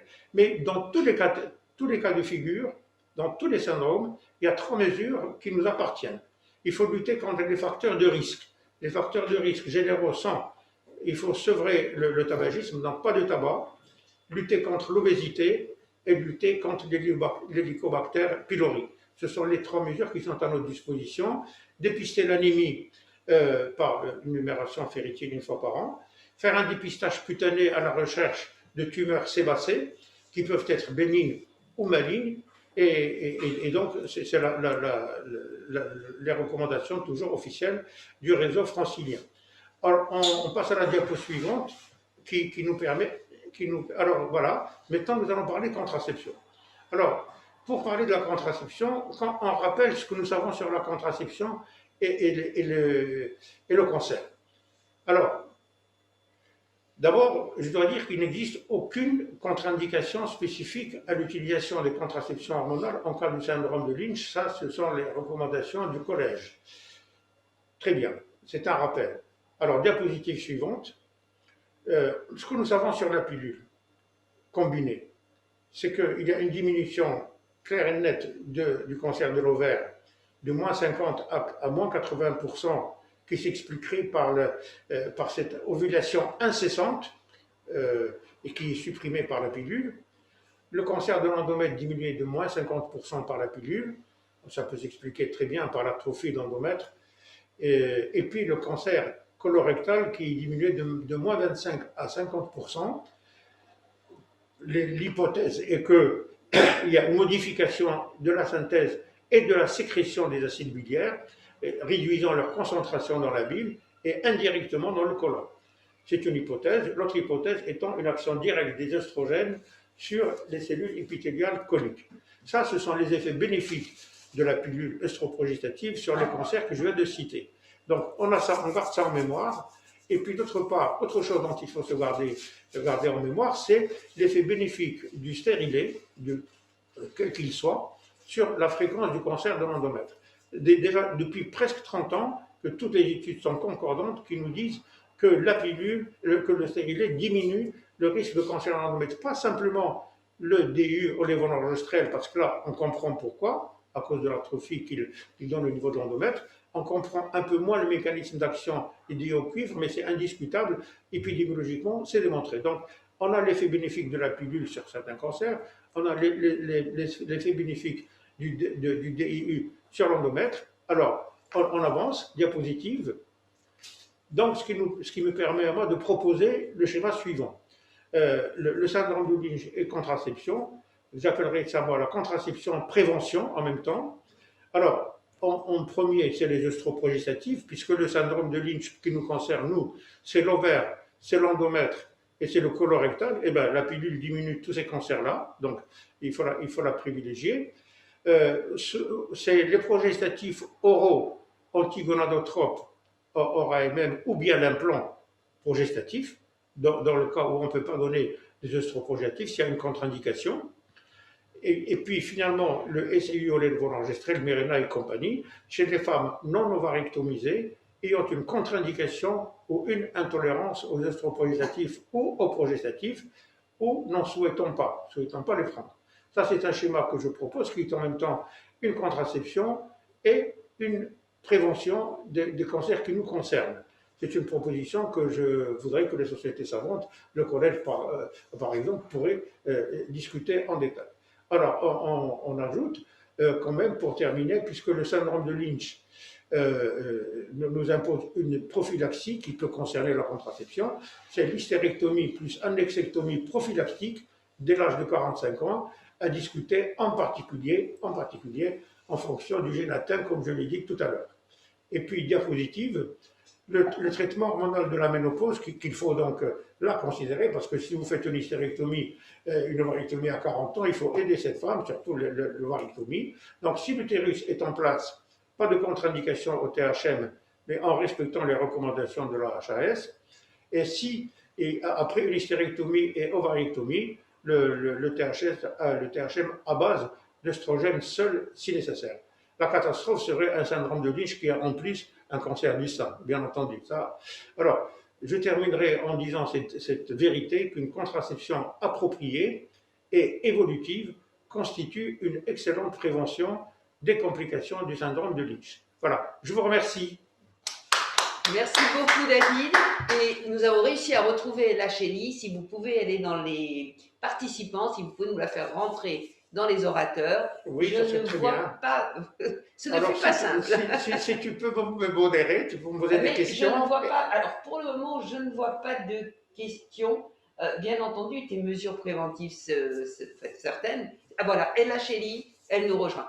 C'était seulement pour les femmes de plus de 45 ans. Pour le reste, c'est contraception et non pas définitive. Oui. Bien entendu. Bien d'accord. Bien entendu. Et là, je crois que dans 2 secondes, tu vas être ajouté au modérateur et que tu vas pouvoir intervenir et que c'est un plaisir de t'accueillir, même si ça n'a pas été très facile de te retrouver. Vous l'avez ? C'est vrai. Elle doit être avec nous et on doit la voir. Bon. Alors, avant qu'elle arrive, je dois dire qu'Ella Chibli, c'est quand même la présidente de la société tunisienne de la société de ménopause. C'est un professeur de gynécologie obstétrique qui a innové beaucoup en Tunisie. Je la salue, je la vois. Ella, bonjour. Ella. Et Bonjour. Je vais lui laisser le Je t'ai beaucoup cherché ce matin, Ella, pour te retrouver. Voilà. Merci beaucoup. J'avais une urgence, malheureusement, mais bon. Voilà. Alors, bonjour Chélie. Bonjour. Bonjour. Tunisie, donc. Ella Chibli a accueilli la Société francophone de contraception pour son congrès 3 fois.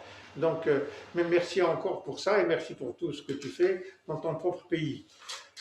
Aussi bien au niveau des IVG, aussi bien chez l'adolescente en général, etc. Donc, tu modères avec moi cette séance. Tu peux prendre la parole pour introduire le prochain speaker s'il n'y a pas de questions. Moi, je ne vois pas de nouvelles questions, ceux qui se sont inscrites. Donc, la dernière topo, c'est toi qui vas l'introduire, Ella. Et puis ensuite, on fera une pause d'un quart d'heure permettant à chacun d'aller se trouver un café, pas vidéo. Bon. Alors, en attendant, on va introduire quand même Philippe Merbiel, qui est un ami, qui est professeur, qui est chef de service de gynécologie obstétrique de l'hôpital de Brest. Et donc, Philippe, tu es un fidèle participant à nos sessions de contraception dans le cadre de ce congrès. Tu as la parole pour nous parler de quelque chose qui est simple, que vous allez voir qu'elle n'est pas aussi simple que ça. C'est la contraception et l'intervalle idéal entre les grossesses. Tu as la parole.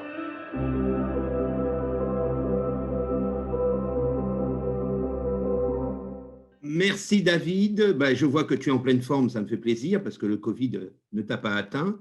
Encore une fois, merci à Serge pour l'organisation que j'ai trouvée sans faille de ce congrès. Il y a même une secrétaire qui vous appelle alors que vous êtes à l'écran pour vous dire est-ce que vous êtes bien connecté. Merci à Joël d'avoir fait ce beau congrès et de l'avoir maintenu. Alors David, je te remercie, mais enfin je ne te remercie pas franchement parce que quand j'ai reçu le titre de la communication, je me suis dit qu'est-ce qu'il veut encore, sur quoi il veut encore me faire parler. Contraception, intervalle idéal, donc entre les grossesses. Vous voyez mes diapos, il n'y a pas de problème? Oui, oui. Bien, je n'ai aucun conflit d'intérêt, évidemment, avec ce sujet-là. Et il est bien certain qu'on est dans une époque où les femmes se questionnent beaucoup sur l'âge idéal des grossesses et le nombre de grossesses donc, à obtenir. Je l'ai dit tout à l'heure, il y a souvent une très grande méconnaissance donc, de leur physiologie. Moi, c'est ce qui me frappe énormément. On est dans un monde où l'information est multiple, multi-voix, et pourtant, on a des questions quelquefois en consultation qui sont complètement déroutantes. Je pense que trop d'informations tue l'information et qu'il faudrait quand même repartir à une espèce d'information, je dirais, organisée, de façon à ce que les femmes puissent comprendre leur moment de fertilité et le moment où elles peuvent concevoir ou ne pas concevoir. Vous savez que l'âge du premier enfant est en plein recul, puisqu'on est à peu près à 28 ans et demi et qu'on a pris d'à peu près 4 ans et demi depuis 50 ans, et que l'âge moyen, toute grossesse confondue, donc c'est 30,6 ans, et là aussi on a pris à peu près 4 ans et demi depuis une quarantaine d'années. On sait qu'il y a une augmentation des naissances chez les femmes donc de plus de 35 ans. Ça a augmenté environ de 80% en 20 ans, c'est-à-dire qu'il y a un décalage quand même vraiment de ces grossesses sur un âge assez avancé. L'accès de la contraception est très important. On est dans des pays où on a probablement le plus de techniques contraceptives à notre disposition. Malgré tout, donc, comme l'a dit Fiala tout à l'heure, les IVG donc, ne régressent pas. Et puis, on a une pression de l'horloge biologique qu'on n'avait pas autrefois, parce qu'autrefois, évidemment, quand on faisait sa première grossesse beaucoup plus tôt, on était censé pouvoir faire facilement d'autres grossesses. Désormais, comme on fait sa première grossesse à peu près à 28 ans et demi et 30 ans en moyenne, eh bien, on est de plus en plus pressé par l'horloge biologique. Alors, je rappellerai quand même que c'est une notion que les couples ne connaissent pas du tout, c'est la notion de la fécondabilité, c'est-à-dire cette chance d'obtenir une grossesse par laps de temps. Et vous savez que le maximum de la fécondabilité, c'est à 25 ans, avec à peu près 25% par cycle, lorsque tout est normal et dans les meilleures conditions pour être enceinte. Et là-dessus, il y a à peu près 12 à 15% de fausses couches. Et que vous voyez qu'à 35 ans, on a perdu la moitié de sa fertilité, on est à 12% par cycle, mais on est à 30% de fausses couches. Et qu'à 42 ans, on a perdu les 3/4 de sa fertilité et on est à 50% de fausses couches. Alors bien sûr, si on reste dans d'excellentes conditions pendant 6 mois, 1 an ou 2 ans à 25 ans, eh bien, on est à peu près à 90% de conception au bout de 2 ans, d'essai dans d'excellentes conditions, si tout est normal. Mais ces chiffres sont à diviser par 2 à 35 ans et par 4 à 42 ans. De la même façon, on a pensé que l'homme était fertile pendant toute sa vie, mais vous voyez que 78% des hommes de moins de 25 ans vont concevoir dans les 6 mois, contre simplement 58% des hommes de plus de 35 ans. Donc, il y a aussi un effet masculin donc, de baisse de la fertilité. Et en général, un bébé, ça se fait quand même à 2. Résultat, nos consultations donc, pour infertilité ou défaut de conception, sans être franchement des infertilités, eh bien, augmentent. Et je pense que ça continuera à augmenter donc, dans les années à venir, étant donné l'âge auquel on s'en préoccupe. En France, on a une contraception diverse. Et vous savez que cette contraception, elle varie avec l'âge des patientes. Et au fur et à mesure donc, du temps, eh bien, il y a une régression donc, de la prise de pilules œstroprogestatives, par rapport à une augmentation donc des LARC, c'est-à-dire donc des stérilés en particulier. Et donc, vous voyez que si on décale l'âge de la conception donc vers la trentaine, eh bien, on est déjà avec des patientes qui utilisent pour un tiers environ la pilule et pour un tiers donc le LARC. On reviendra sur le LARC tout à l'heure. Il est bien certain que le LARC nécessite une pause, mais aussi une dépause, et que donc ça peut contribuer à un allongement de l'intervalle intergénétique. Ces contraceptions sont plus ou moins efficaces. Je vous ai mis ici les efficacités donc, observées et les efficacités réelles. Il est certain que si vous avez un LARC, ce sont les cinq petits carrés du bas, eh bien, le risque de grossesse, il est quasiment égal au risque théorique, et donc vous avez un risque extrêmement bas, donc d'environ 0,5. Si vous utilisez des contraceptions naturelles, comme nous a parlé Fiala tout à l'heure, vous voyez que entre le théorique, c'est-à-dire le petit carré blanc, où vous avez, si c'est utilisé correctement, une contraception qui paraît quand même assez efficace, de l'ordre de 3 à 6%, eh bien, si vous avez une utilisation réelle, ben vous montez à évidemment des contraceptions beaucoup moins efficaces. Au milieu se trouve la pilule. Alors, je me suis posé la question de savoir ce que entendait donc David Serfati par le délai, donc l'intervalle idéal entre les grossesses. Eh bien, c'est ce qu'on appelle l'intervalle intergénésique, c'est-à-dire le laps de temps écoulé entre deux naissances successives chez une même femme. Bien évidemment, vous allez voir que s'il est trop long ou s'il est trop court, ce temps, il peut entraîner des complications materno-fétales. Et il dépend, ce temps, de beaucoup de choses. Il dépend de nos habitudes, je dirais, d'allaitement. Et j'ai cité la technique MAMA, bien évidemment, qui est un temps donc particulièrement long. Mais vous savez qu'autrefois, les femmes allaitaient beaucoup plus longtemps, donc elles n'allaitent aujourd'hui. Et donc, cela expliquait aussi un espace intergénésique donc, était plus important. Est-ce que les enfants ont survécu ou pas? Fiala l'a évoqué tout à l'heure. Autrefois, les enfants donc, décédaient pour certains donc, dans le péripartum, dans le périnatal.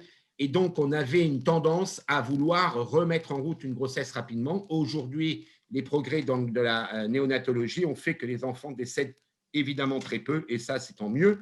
Mais bien sûr, ça nécessite qu'il faut d'abord commencer une certaine éducation chez ces enfants avant d'envisager de mettre le deuxième en route. Les facteurs socioculturels, le niveau socio-éducatif intervient aussi. Je cite ici la Corée, où l'intervalle intergénésique est très court et totalement corrélé aux conditions socio-économiques, c'est-à-dire que dans des conditions socio-économiques élevées, eh bien, on cherche à faire des enfants très rapprochés de façon à pouvoir faire la fertilité, faire la reproduction et ensuite s'occuper de sa carrière personnelle. Et puis, ça dépend de politiques natalistes, évidemment, selon les pays. La France est plutôt bien placée en termes de politique nataliste, en tout cas, était bien placée. Ça l'est peut-être un peu moins vrai aujourd'hui, mais bien évidemment, cela a incité au fait qu'il y ait un taux de conception en France qui était, en tout cas, un taux d'enfants par femme qui était beaucoup plus élevé que dans d'autres pays, même européens.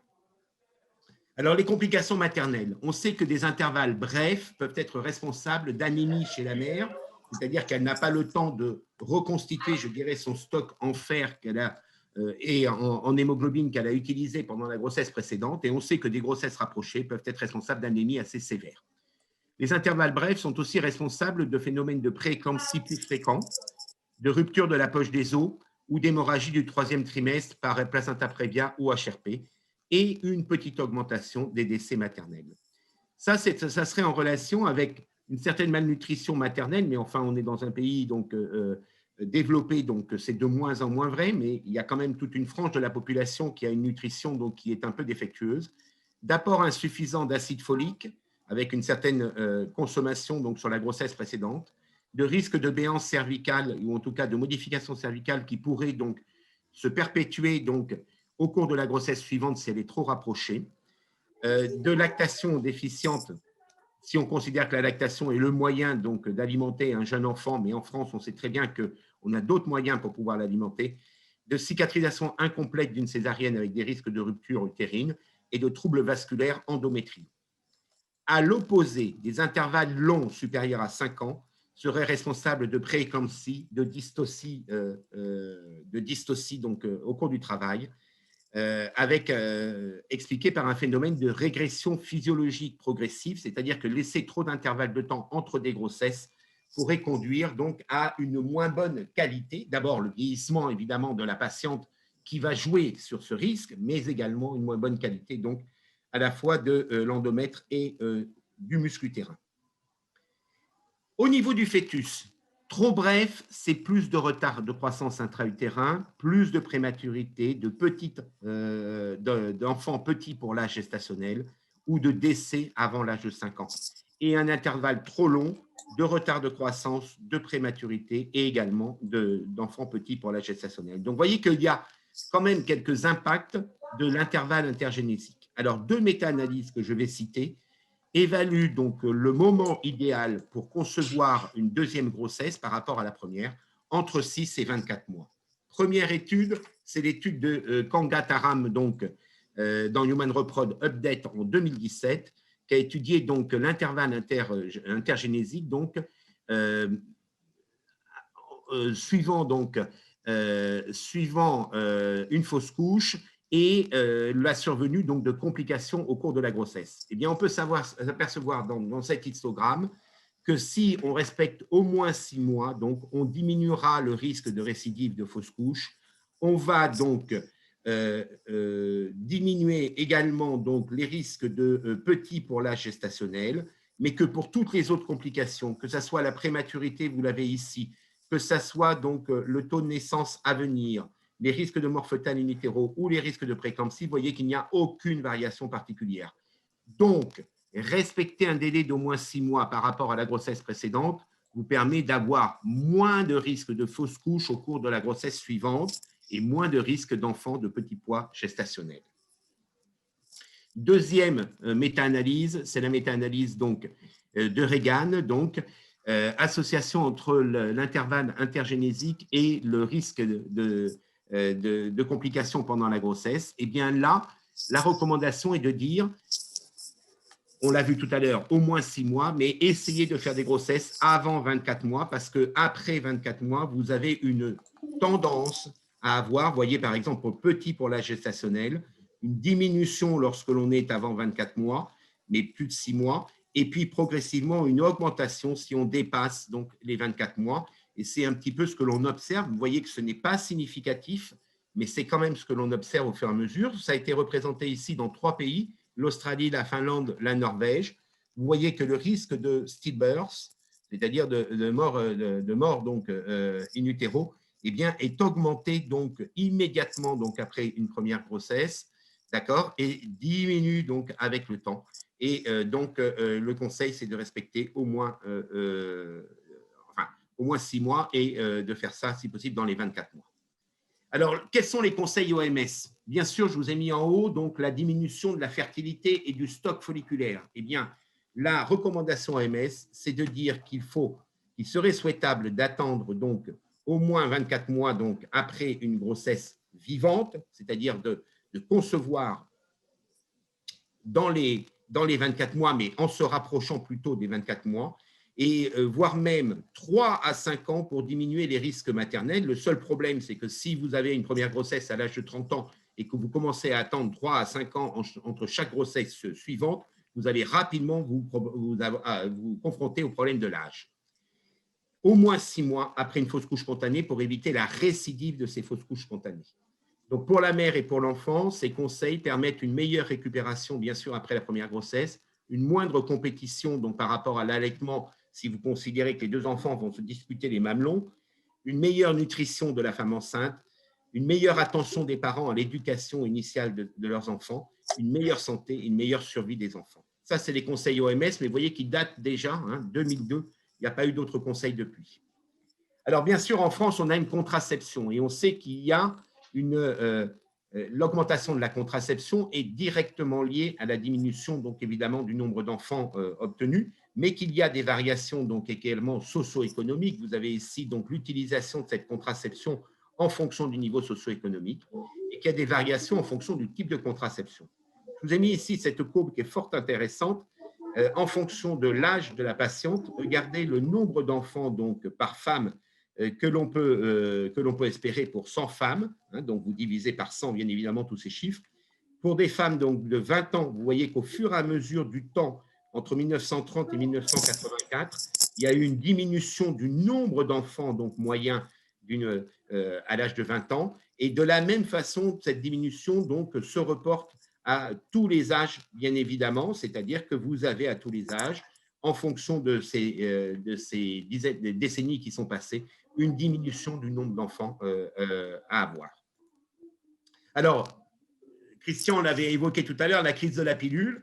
Vous savez qu'on a été, j'ai fait partie de ceux qui ont réagi par rapport à la crise le pill scare, donc la crise de la pilule donc de 3e génération, en recommandant d'arrêter le jeu de massacre, puisque c'était quand même un jeu de massacre à l'époque de la part de notre ministre.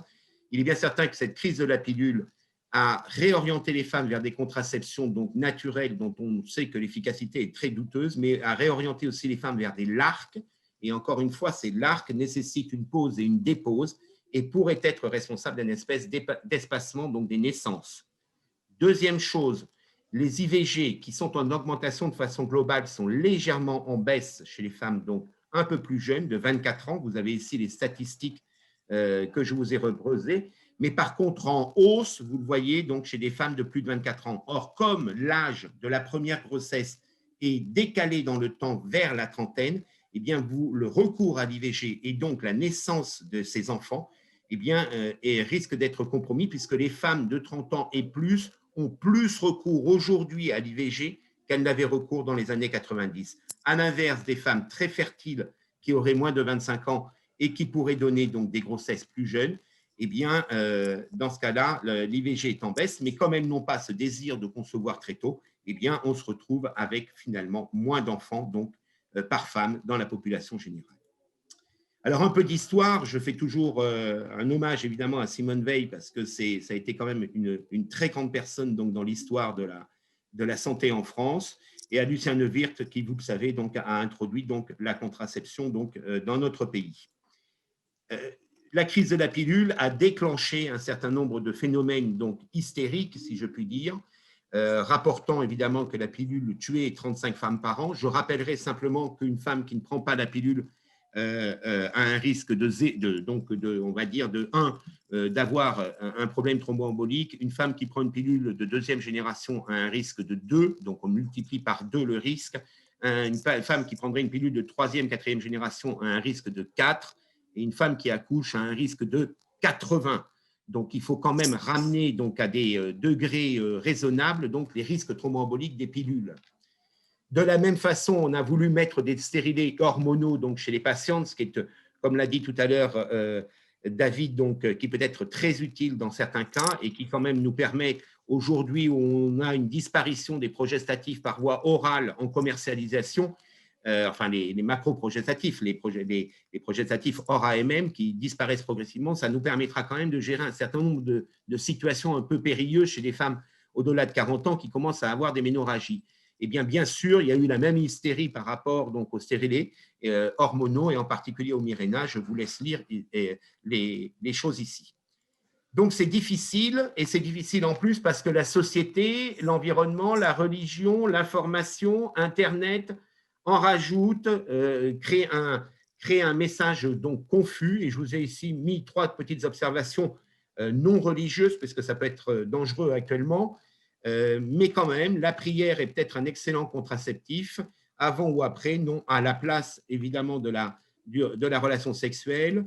L'annonce évidemment de notre société particulièrement troublée actuellement avec, il n'y avait pas le Covid à l'époque, mais on pourrait le rajouter, donc fait que les couples n'ont pas forcément envie de concevoir.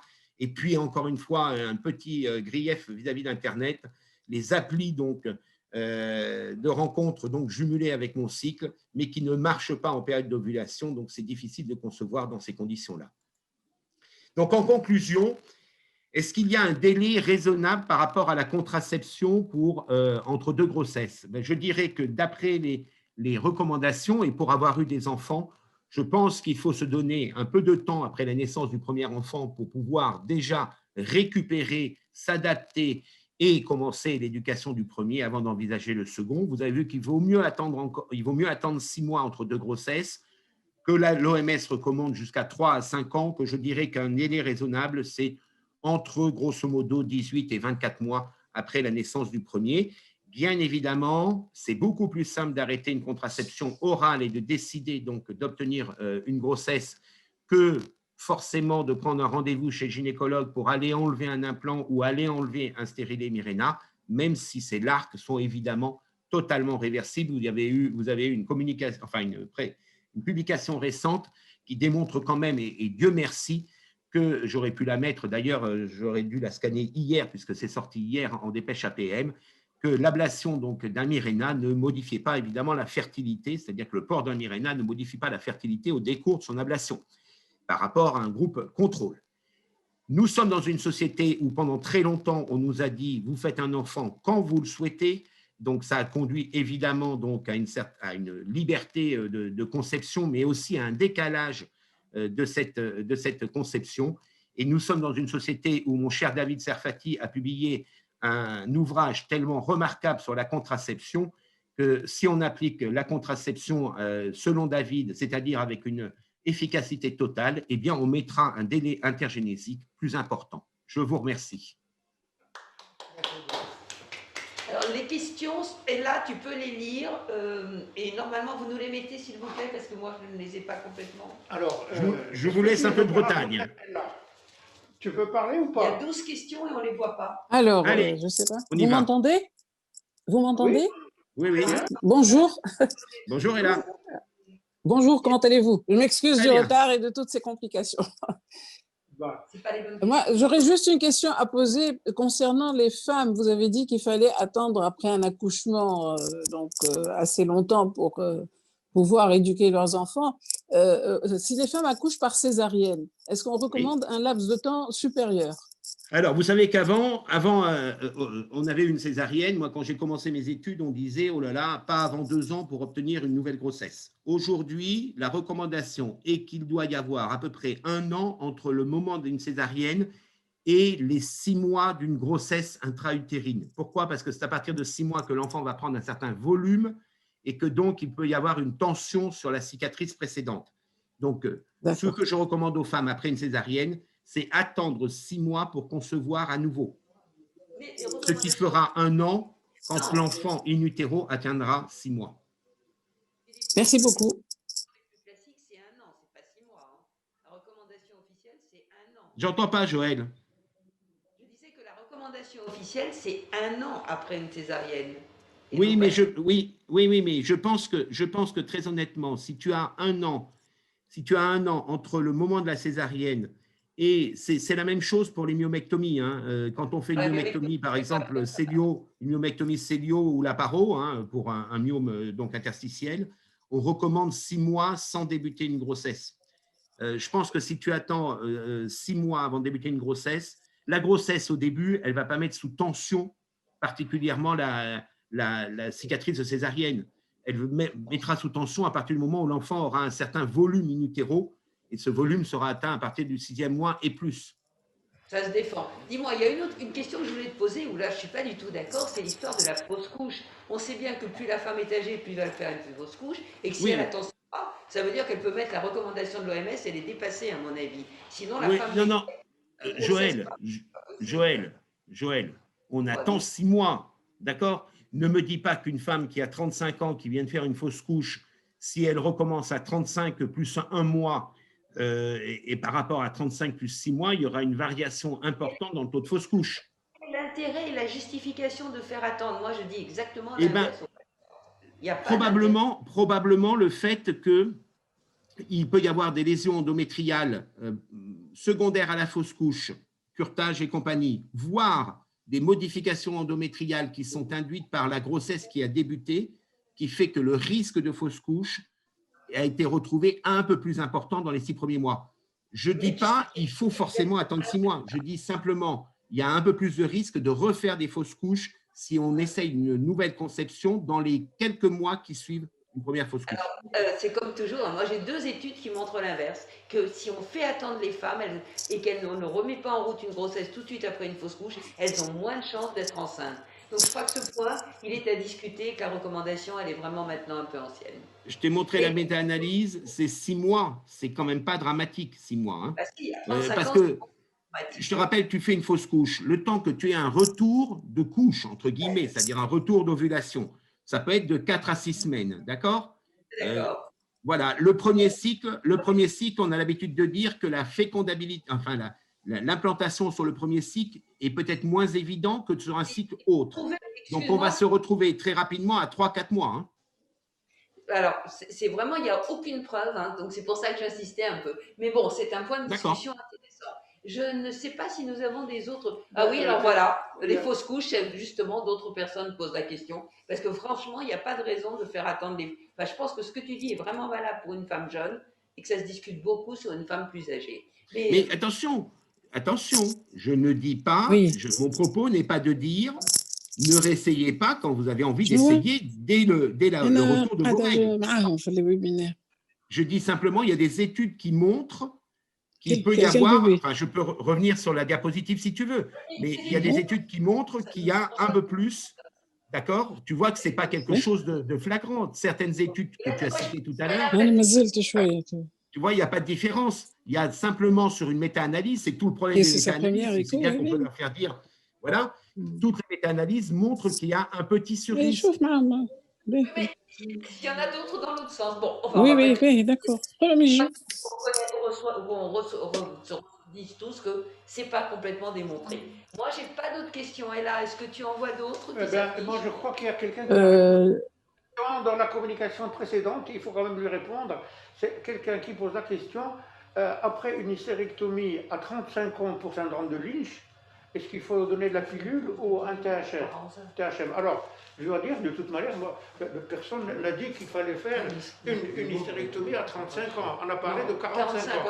Mais supposons que votre cas particulier, là, vous avez fait une hystérectomie, vous avez laissé les ovaires, vous posez la question, est-ce qu'il faut donner la pilule combinée pour protéger les ovaires, du cancer de l'ovaire, ou est-ce qu'il faut faire un THM? Le THM n'a jamais protégé les ovaires. Donc, parlons de la pilule. Alors, une femme qui a un syndrome de Lynch, qui n'a plus d'utérus mais qui a des ovaires, vous pouvez effectivement, si elle n'a pas de contre-indication, lui donner la pilule pour la protéger du cancer de l'ovaire, mais c'est surtout la surveiller comme il faut, et à l'âge de 45 ans, vous conseillerez de faire une ovarectomie, et c'est là que le THM est indiqué. Voilà ma réponse à votre question. On va faire la pause pour que chacun aille se servir son café tout seul. Hein. On est désolé de ne pas vous offrir.